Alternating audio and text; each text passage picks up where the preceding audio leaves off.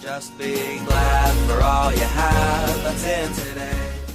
Hey everyone, Connie here, and welcome to my blind reaction to JoJo's Bizarre Adventure, Vento Aureo, or Golden Wind if you prefer, episode 31. So yeah, we're here with another episode of JoJo, and I guess we're going to continue with the fight against Chocolata and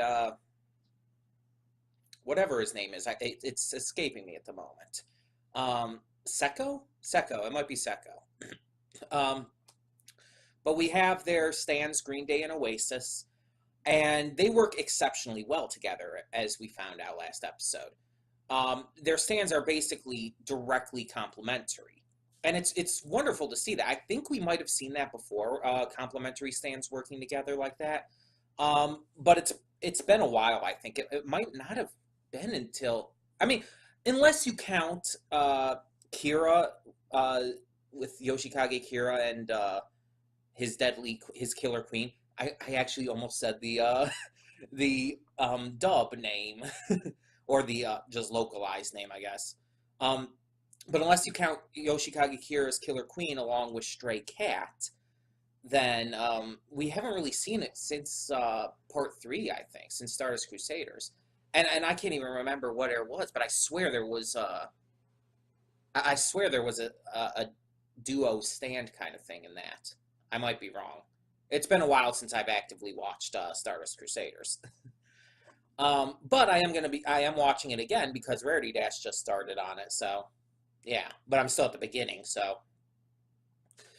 But yeah, so I am excited to see what comes next, to see how they manage to defeat them. All I can guess is that Doppio is going to come into play because, again, the boss was sending Doppio to make sure that Chocolata didn't get out of hand because it's him. So I'm definitely interested to see how that would come into play and how Doppio would affect things. Plus, how the members of Bruno's gang would react to Doppio as well. There's that question too, because they don't know who he is. But either way, they're on their way to the Colosseum in Rome to meet with the person who hacked into their computer. So hopefully that's going to come into play soon as well. That is something I'm really hoping to find out who this is. Yeah, especially since you guys, someone did say in the comments that they can't wait for me to find out who it is. Which does... I kind of count that as a spoiler, because that line makes me think automatically that it's someone I know. By saying that you can't wait for me to see who it is, that makes me believe that it's someone who I already do know. The problem is I don't recognize the voice. I have seen the episode more than just when I reacted to it, and I don't recognize the voice offhand. So I have no idea who it would be. But then again, it could be an older, not incarnation, just an older version of someone I knew. It could be Josuke or someone. Hell, have it be Okuyasu. But yeah, by saying something like that, by saying you can't wait for me to see who it is, you kind of imply that it's someone I know. You kind of imply that it's someone who I'm going to be excited to see. So I do kind of count that as a spoiler. I understand that is kind of pushing the boundary of spoilers. I understand that I'm not like super angry with you for that. Because again, it's not like it tells me who it is exactly.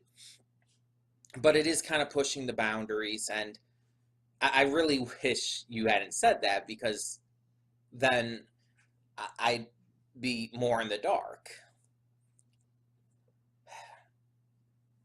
But I mean, it could be anyone,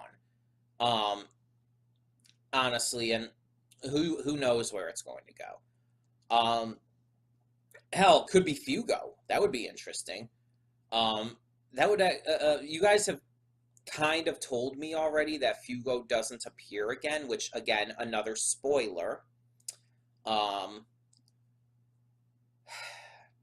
but you could be lying. I don't know. It's just like, don't tell me spoilers about that kind of stuff either. If that is true, if Hugo's not going to appear again, don't tell me that kind of stuff. Even if you feel it doesn't actually tell me anything about what's to happen in the episodes, it tells me something that can't happen that I was questioning, that I was wondering about. And that, in my eyes, counts as a spoiler because it tells me something about the future of this series, of this part. So yeah, either way, either way. I have no clue. So maybe they'll reveal it this episode. Maybe they'll get to the Coliseum. Maybe they'll save that for next episode. I have no clue. But this is a part 2, and it maybe we'll finish off this battle. Considering everything, at this point, I would think that it would have to finish off the battle. I don't think they'd stretch it out even more, even though these two are, again, pretty damn strong. Either way, we're just going to get this started. So when the screen fades to black, pause this redirect and go to the description below. Follow the link to the reaction, and after you watch it, come back here to the redirect and resume play. Because after it fades to black and then fades back in, everything from that point forward will be my afterthoughts and will contain spoilers to the episode. So that being said, thank you so much for tuning in, and I will see you at the reaction. Okay, and we are back, and we will begin with spoilers in 3, 2, 1, now. So like I was saying in the pre-thoughts, you know, spoiling me on things, like spoiling me on the fact that it would be someone I knew, without directly saying that, but, you know, as I mentioned in the pre-thoughts. You spoiled me on the fact that I would know this person, and so I'm trying to think, like, I'm trying to wonder who it could be. I would have never fucking guessed Polnareff. Not that that's a bad thing, by the way. Okay. Jean-Pierre Polnareff is back. From part 3. Yeah. Cool. Polnareff was never my favorite of the Stardust Crusaders. I definitely always liked Kakyoin and Joseph more. But I would say I like him more than Jotaro.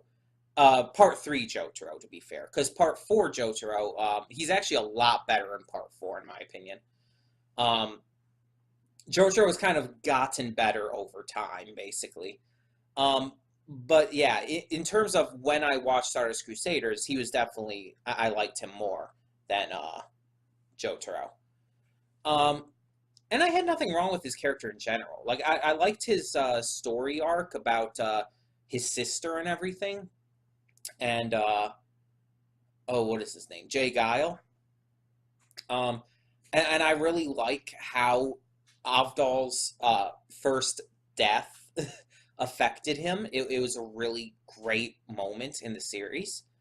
As well as just where it all went in the end for him. He was one of the survivors of Dio's tyranny, basically. Kakyoin died, Avdol died, Iggy died, but he survived. And I always kind of wondered what happened to him. So I guess maybe now we'll find out. Yeah, I just wonder why he's in a wheelchair, though. He didn't need that at the end of Stardust Crusaders when he parted ways with Joseph and Jotaro. So I wonder what the deal with that is. Maybe some kind of fight he's had since left him incapacitated. And how does that affect Silver Chariot? Can he still use that? There's a lot of questions. And also, how did he hack into Bruno's computer? And how does he know the boss's identity? There's a lot of questions that this raises now. But, I mean, it's cool to see that he's back. Yeah, I just really didn't expect that. I guess that's why I didn't recognize the voice either, because I just really didn't consider that it could be him, of all characters. And I don't even fully know why. I just didn't think about it. But yeah, that's cool. So either way, this fight or this episode finishes off the fight with Chocolata, but not with Seko.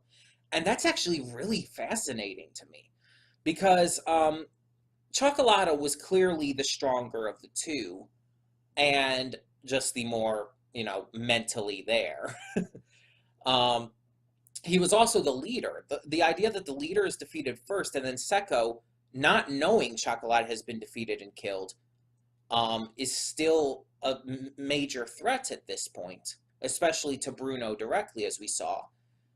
That's different. It feels unique. Um, so I'm really, really interested to see exactly where they take that. Um, I assume next episode's going to finish that off, though. I don't think they're going to go further into it than that. I'm honestly surprised that Seko is still going now. Because here's the thing. This is the third episode for Chocolata and Seko. Yes, it's part 2, but they technically appeared before Chocolata, or before the Green Day and Oasis 2-parter. They appeared in the episode before that, and that's when they started their fight and all. So technically, I think this is one of the longest stand battles we've had. I might be wrong about that, but I think it is, because usually the stand battles are finished in 1 to 2 episodes. Apart from, of course, the main villains. I'm not counting main villains because they have kind of a plot reason for going longer than that. But in terms of like these just enemies who the heroes have to face to continue on. Yeah, I don't think there's been any of these just general enemies that have lasted 4 episodes now. Well, are going to be 4 episodes by next week's one. So that's really fascinating. And going into that, now that we have the reveal, even though our team hasn't actually met him yet, but now that we have the reveal and everything, that it's Polnareff and all, we only have a certain number of episodes left. So what is his role going to be? He's only come in at the very end of this series. There's 39 episodes total. This was episode 31. So what is his role going to be? I really have no clue where this is going to head. It's interesting. I'm not sure how I feel about having him be brought in at the very end like this either. Like, they could have at least hinted towards it earlier in the series. But having him be brought in at the very end like this, I don't know, it doesn't feel like shoehorned in or anything. It just feels like it's like, why? Why wait this long? I mean, I get that it makes sense for this arc and everything, but they could have, they could have gotten the call from him, or the hack from him, earlier on when they first started searching. Maybe he could have been the one to help lead them to where to go on the island. I don't know, it just feels weird that he was introduced so late into the series. Or, well, reintroduced. And technically, again, this was just a glimpse at him. He technically wasn't even reintroduced in this episode. Either way, this was a really fun, enjoyable episode. I thought it was a really good way to end off Chocolata. I like how Giorno did it. I mean, this one I'm not as upset with as with other ones about the idea of Giorno kill stealing. Because in this one, everyone was pretty much taking on Chocolata and Seko. It wasn't a one-on-one fight. It never was.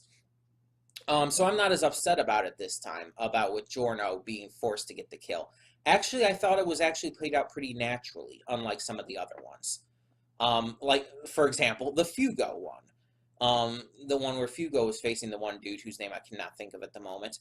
That one felt completely unnatural in Giorno taking the kill. But this one actually did feel very natural. It felt like he should have been the one to do it. And it made sense as to why Mista couldn't do it. They like actually explained that well enough. So yeah, it all worked out. I think that worked out fine. Now at the end though, Seko had two. Like I wasn't the one. I wasn't misreading that, right? He had two voicemails, yet he only listened to one of them. And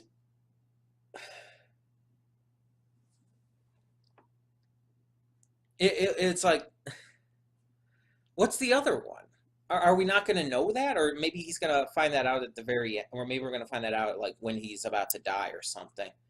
I don't know. It just feels like it was weird that they showed a 2 on his phone screen, but he only listened to 1 before going after Bruno again. I don't know. Either way, I'm very interested to see where this goes in the future. This is definitely proving to be a fantastic part of JoJo. And yeah, it's if it continues this way for the entire last number of episodes, then awesome. And I mean, it's already like my second favorite part after Diamond is Unbreakable. So yeah, it definitely could. I don't think it'll overtake Diamond is Unbreakable. No, no. I don't think it can at this point. But it definitely, I think, will solidify itself in that spot a little more. Either way, tell me in the comments below what you thought of this episode of JoJo's Bizarre Adventure, Vento Aureo, or Golden Wind if you prefer. And thank you so much for tuning in. For now, I'm Connie, and I'm signing off. See y'all next time. And though you've come through many obstacles,